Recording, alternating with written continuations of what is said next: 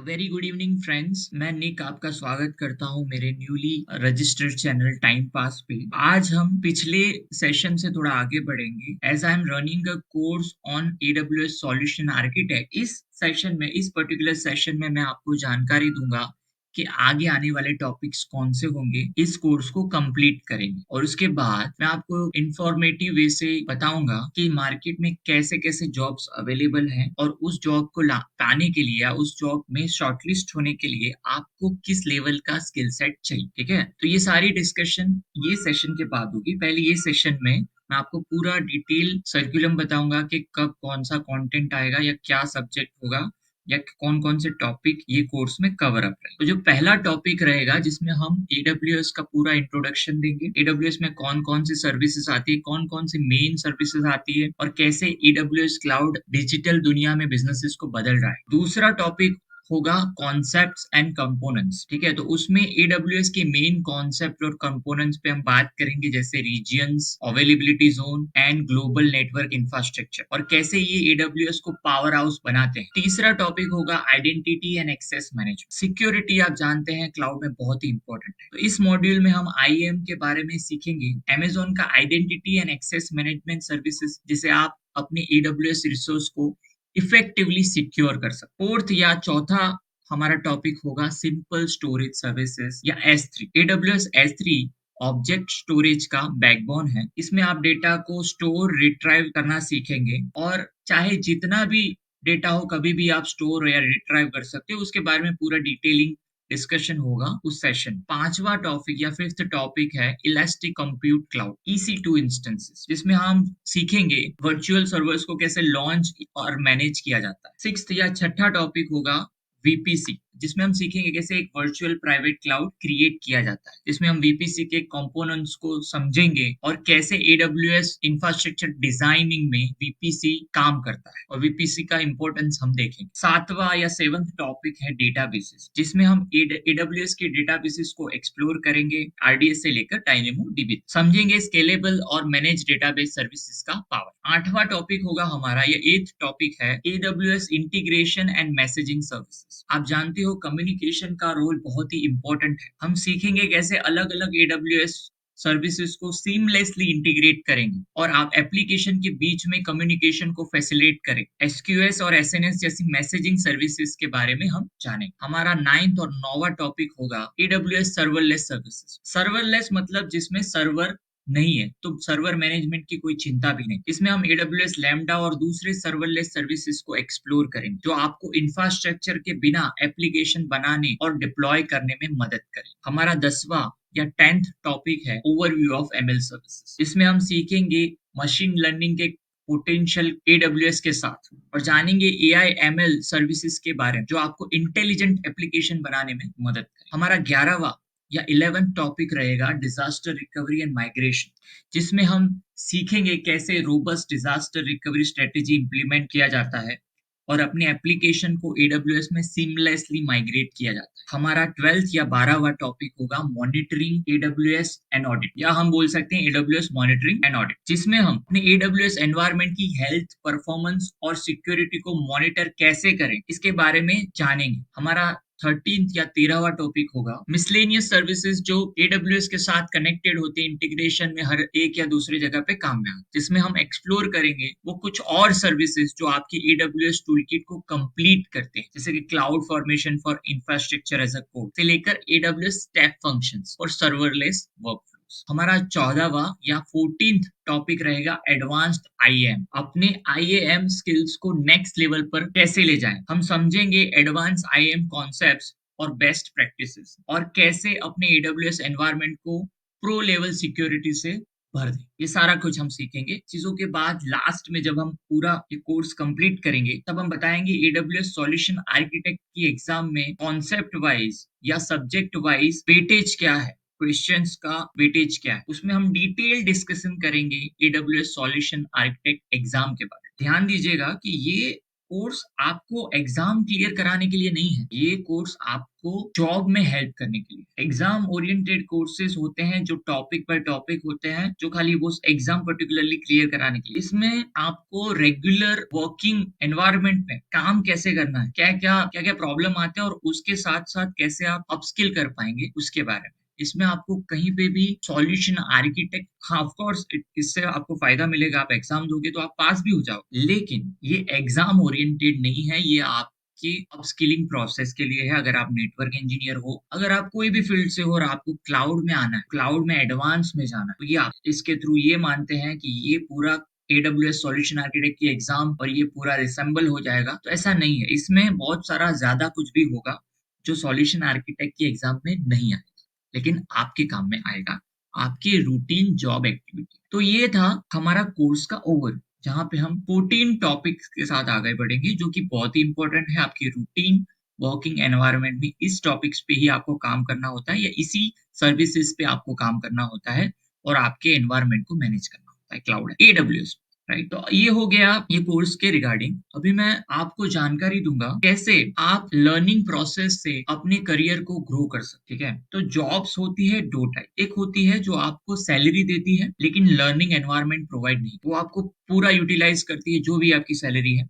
आपके पास समय नहीं होता है कि आप खुद को अपस्किल कर पाए या नई टेक्नोलॉजी, एडवांस टेक्नोलॉजी पे काम। उनका एक रिस्ट्रिक्टेड एनवायरनमेंट रहता है, उसी पे आपको पूरे समय या पूरा समय काम करना होता है। सॉरी, इंग्लिश मेरा थोड़ा अच्छा है, लेकिन हिंदी मेरा थोड़ा ठीक है और मैं बिलॉन्ग करता हूँ गुजरात से, तो हिंदी के कोई-कोई वर्ड्स शायद मेरे थोड़े अलग रहेंगे। जैसा कि महाराष्ट्र या गुजरात के लोग हिंदी बोलते हैं, तो उतनी ग्रीप नहीं होती है जितनी नॉर्दर्न पार्ट के लोगों में होती है। तो शायद कुछ वर्ड्स में आपको लगे ये क्या बोल रहा है, ये अजीब है। अवॉइड करिएगा वो सारी चीज़ों को। भावनाओं को समझिएगा आप, ठीक है? तो बस यही है कि आप 2 तरह की, जैसे मैंने बोला, जॉब्स होती है। एक में आपको फुल्ली यूटिलाइज़ किया जाता है, उसमें आपकी सैलरी-वैलरी ठीक रहता है, लेकिन आपको एडवांस स्किल्स को समझने में टाइम लगता है या टाइम मिलता नहीं है आपको वहाँ। आपको कोई ऐसा समय नहीं दिया जाता जहाँ पे आप अपस्किल कर पाओ या आपको कोई ऐसा एनवायरनमेंट नहीं दिया जाता, जहाँ पे आपके पास टाइम हो, फ्री टाइम हो, जहाँ पे आप कुछ सीख सको। आप पूरा यूटिलाइज़ हो जाते हैं, पूरा एग्ज़ॉस्ट हो जाते हैं वहाँ पे काम, बट सैलरी ठीक होता है एवरेज। दूसरी कंपनीज़ होती है जहाँ पे आपको सीखने के लिए भरपूर टाइम होता है, ठीक है? लेकिन सैलरी इतनी नहीं होती। तो आपको फ्री में सीखना होता है, आप ओपन सोर्स चीज़ें ढूँढते हो जहाँ पे आप फ्री में सीख पाओ, ठीक है? तो वैसी कंपनीज़ में आपको अर्निंग नहीं होती है, खाली लर्निंग होती है, तो वो भी है। और तीसरी कंपनी होती है जिसमें आपके पास अर्निंग भी होती है और लर्निंग के लिए समय भी। तो मैं जहाँ जहाँ तक मेरा मानना है, आप या तो लर्न करते होने चाहिए या तो अर्न करते होने चाहिए या तो दोनों ही करते होने चाहिए। अगर आप कहीं पे लर्न भी नहीं कर रहे, ना ही अर्न कर रहे हो, तो आप वहाँ पे मत रुकिए। आप चेंज करें जॉब को और नई जॉब के लिए आप अग्रेसर रहें और स्किल अप करें, थोड़ा एडवांस में थोड़ा थोड़ा टेक्नोलॉजी का यूज़ करें और अपनी फुल स्किल को यूटिलाइज़ करें, थोड़ा ट्रेन करें खुद को, दोनों तरफ communication at the same time technology पे काम करके उसको आप सीखें। तो क्या होगा, आपकी ग्रोथ रुकेगी नहीं, समय है लेकिन आप वो ग्रो होती है, रोज़ एडवांस जाती है। एक वर्ज़न से दूसरा वर्ज़न आते रहता है। अगर आप रुक गए हो, आप सीख नहीं रहे हो, तो आप ग्रो नहीं कर पाओगे अपने करियर में, ठीक है? स्टार्टिंग में आपको जॉब अपॉर्च्युनिटी कोई दे सकता है एज़ अ फ्रेशर, तो वो होगा consulting service provider, either a select level partner, registered partner और एडवांस टियर पार्टनर और premium partner, because they have that capacity to have the resource on bench, train them and provide the platform to get the best out. तो उनके पास ही वो platform रहता है या उनके पास ही वो कैपेबिलिटीज़ रहती है, जिसके कारण वो लोगों को लेते हैं, अपनी बेंच पे भी रखते हैं, उनको टाइम के अनुसार ट्रेनिंग देते हैं क्लाउड की और उनको अपस्किल करते हैं और उनको यूटिलाइज़ करते हैं नए प्रोजेक्ट्स में, जो कि कस्टमर के थ्रू आता है। आइदर माइग्रेशन हो गया और इम्प्लीमेंटेशन नया हो गया है, मैनेज सब, ठीक है? अब बात करते हैं सैलरी। सैलरी में अगर आप एडमिनिस्ट्रेटर हो, जिसका इन हाउस इंफ्रास्ट्रक्चर है, ऑन प्रिमाइस पे सर्वर है 2-4, फायरवॉल है 1-2, स्विचेस है, राउटर है, सिस्टम्स है, 100 150 लोग काम करते हैं, तो आप हो गए सिस्टम करते हो, सेटिंग्स पूरा सब कुछ आप मैनेज। और इसमें इतनी सारी मेहनत के बाद, इतना फिजिकल इंटरवेंशन के बाद भी आपकी सैलरी जो स्टार्ट होती है वो होती है 15 से 20,000। स्टार्टिंग सैलरी आपकी होती है 15 से 20,000। ये भी मैंने अच्छी बताई। कहीं-कहीं तो फ्री में काम कराते हैं, उसके बाद 10,000 15,000, और ये बहुत ही बर ओरिएंटेड वर्क होता है, पूरा फिजिकल मेहनत वाला और सैलरी उतनी ही कम। जब आप नेटवर्क इंजीनियर बनते हो उसी फील्ड में तो शायद आपकी 8-10 हज़ार बढ़ जाती है, आपकी हो जाती है 20-25 हज़ार। फिर आप नेटवर्क मैनेजर बनते हो उसी फील्ड में तो आपकी 35-40 हज़ार हो जाती है। और जो मैं मानता हूँ कि लास्ट सैलरी नेटवर्किंग फील्ड में ऑन प्रीमाइसेस होगी, वो होगी अराउंड 60 से 70। उसके बाद उसका लिमिट हो जाता है, क्योंकि उसके बाद अगर कोई सैलरी माँगता है तो उसको रिप्लेस कर ठीक है? तो ये हो गई और 80 भी मैंने ज़्यादा बताया शायद 50 में ही और इसमें भी रिसोर्स का हो गया 8-10 साल का एक्सपीरियंस सबकी बात। बहुत ही मतलब हार्ड वर्क चाहिए इसको करने के लिए और ग्रोथ के चांसेस बहुत ही कम है। मतलब आपको इतनी सफिशिएंट आप नहीं रह पाते ये सैलरी के साथ, अभी के दौर में इतनी महँगाई। अब मैं करता हूँ क्लाउड में सैलरी। तो जो क्लाउड में सैलरी होती है स्टार्ट होती है अगर आप इंटर्न काम करते हो तो 15 से 20 हज़ार मिलती है। इंटर्न मतलब आप खाली सीख ही रहे हो, आप कुछ कर नहीं रहे हो। जब आप सीख जाते हो 6 मंथ का इंटर्नशिप कंप्लीट हो जाता है, तो आपकी जो सैलरी बनती है 40 टू 50,000 जहाँ पे नेटवर्क इंजीनियर की 5 से 10 साल का एक्सपीरियंस होता है, उसकी सैलरी होती है 40 से 50,000 उतनी आप 1 से डेढ़ साल में आप करते हो। और इसकी हाईएस्ट सैलरी कोई डिफाइन नहीं है, इसमें आप चाहो इतना ग्रो कर सकते हो। मतलब मैंने देखे हैं लोग की मंथली सैलरी इंडिया में 4 से 5 लाख इंडिया में रह के वो भी रिमोट जॉब है, आपको जाना नहीं है ऑन साइट क्लाउड पे काम करना है, कोई ऐसा फिजिकल इंटरवेंशन नहीं है, आपको ऑनलाइन वर्चुअली काम करना है और आपकी जो मंथली सैलरी वो है 4 से 5 लाख। सैलरी का डेफिनेशन अलग-अलग हो सकता है, ब्रैकेट अलग-अलग हो सकता है अगर आप प्रोडक्ट बेस्ड कंपनी में काम कर रहे हो जैसे फ्लिपकार्ट हो गया, नेटफ्लिक्स हो गया, खुद का उनका कोई प्रोडक्ट है, तो आपकी सैलरी ऑब्वियसली हायर साइड पे रहेगी। अगर आप कंसल्टिंग फर्म में काम कर रहे हो जो दूसरों को मैनेज सपोर्ट या इम्प्लीमेंटेशन प्रोवाइड करता है ऑन क्लाउड, उसमें आपकी सैलरी मिड साइज में मतलब प्रोडक्ट बेस में अगर आपकी पैकेज 30 लाख एनुअली है, 2 से 3 साल का आपका एक्सपीरियंस, तो यहाँ पे आपका होगा 12 से पैकेज एनुअली।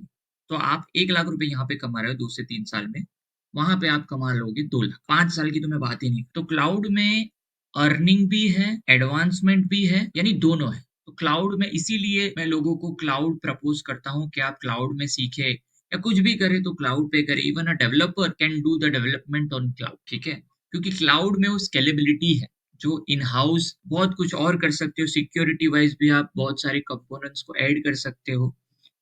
तो ये सारी चीज़ों के कारण आपको क्लाउड एक बेटर एटमॉस्फियर प्रोवाइड करता है to develop application on AWS और ये ग्रोथ अभी रुकेगी नहीं, लोग ज़्यादा से ज़्यादा आगे बढ़ रहे हैं और कोरोना के बाद जो व्यू पॉइंट है लोगों का चेंज हो गया है, लोग समझ गए हैं कि ज़रूरी नहीं है कि डेटा आपके सामने है या चीज़ आपके सामने है तभी वो सिक्योर। आप क्लाउड में भी उसको सिक्योर रख सकते हैं with the best cloud security practices. तो ये सारी चीज़ें हम सीखेंगे वन बाय वन इस कोर्स में और जॉब की जहाँ तक बात है, आपको बिल्कुल अगर ये कोर्स आपको अपस्किल करने की शायद इसमें बहुत सारी ऐसी चीज़ होगी जो एडब्ल्यूएस सॉल्यूशन आर्किटेक्ट की एग्ज़ाम में नहीं आई, लेकिन इसमें होगी। जैसे ये अभी मैंने बात किया कि कैसे जॉब में आपको फ़ायदा होगा इस स्किल्स के, तो वो जॉब में होगा आपकी रूटीन ऑब्वियसली ये लेने के बाद आप क्लियर कर दोगे एग्ज़ाम, वो अलग चीज़ है। लेकिन मैं कहीं पे भी वो कन्फर्म नहीं कर रहा हूँ कि ये पूरा स्ट्रक्चर उस एग्ज़ाम के रूटीन में क्योंकि एडब्ल्यूएस सॉल्यूशन आर्किटेक्ट की जो एग्ज़ाम है वो हर साल उसका सिलेबस, उसका सर्कुलम पूरा चेंज होता है। उसका वेटेज, क्वेश्चन वेटेज पूरा चेंज होता है। तो अभी से मैं अगर ये रन करूँ, आप इससे पूरा गो थ्रू करो और बाद में जब आप एग्ज़ाम दो तब पूरा ही नया हो, वैसा नहीं मैं बोलूँ।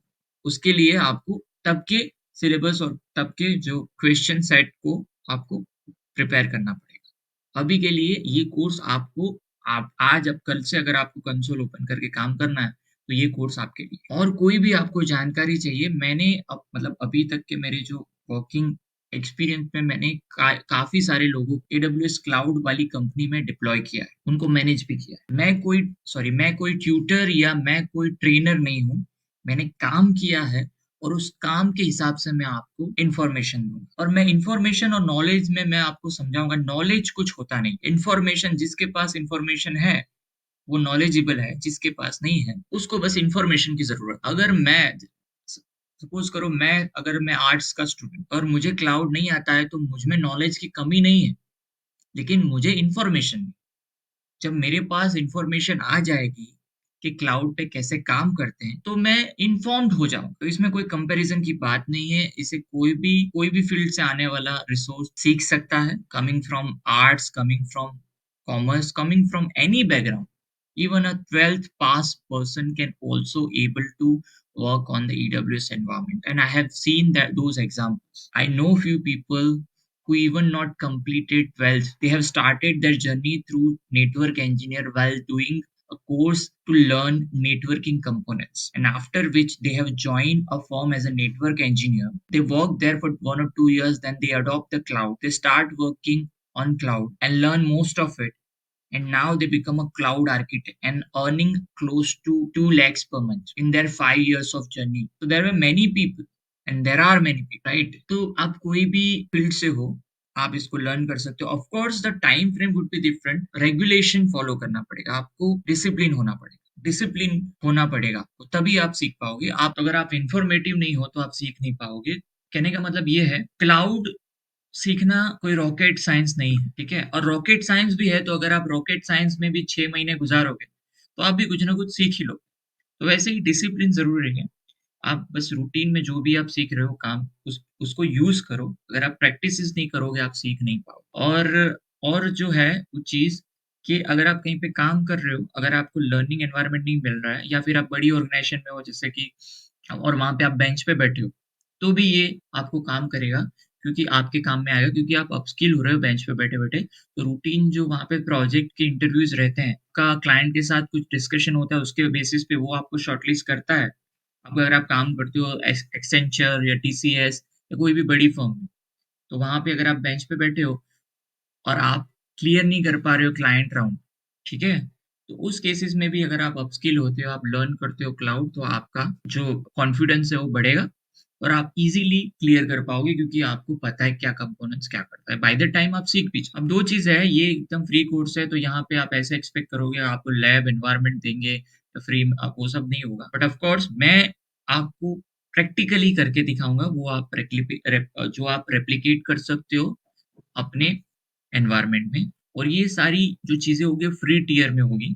कोई भी एडवांस ऐसी सर्विसेज़ मैं यूज़ नहीं करूँगा जो कि चार्जेबल है, जिसके कारण आपको कोई फाइनेंशियल बर्डन आए, या आप कुछ आप कर रहे हो तो उसपे आपको पे करना पड़े, ऐसा कुछ नहीं. ऑफ कोर्स आप ऐसे कोर्सेज़ भी मार्केट में हैं जहाँ पे आप पे करके जो 20-25 हज़ार से स्टार्ट होते हैं, 30-35 लाख, 1.5 लाख, 2 लाख तक जाते हैं. वो भी कोर्सेज़ आप ले सकते हो, बट आप कंपेयर करना कि जो आप इन्वेस्ट कर रहे हो, उसके अगेंस्ट में आपको क्या मिल रहा है? क्या आपको जॉब सिक्योरिटी मिल रही है? अगर मिल रही है, और तो दूसरी चीज़ भी देखो कि आप जो सर्विसेज़ में इन्वॉल्व हो रहे हो, क्या उसमें आपका इंटरेस्ट है?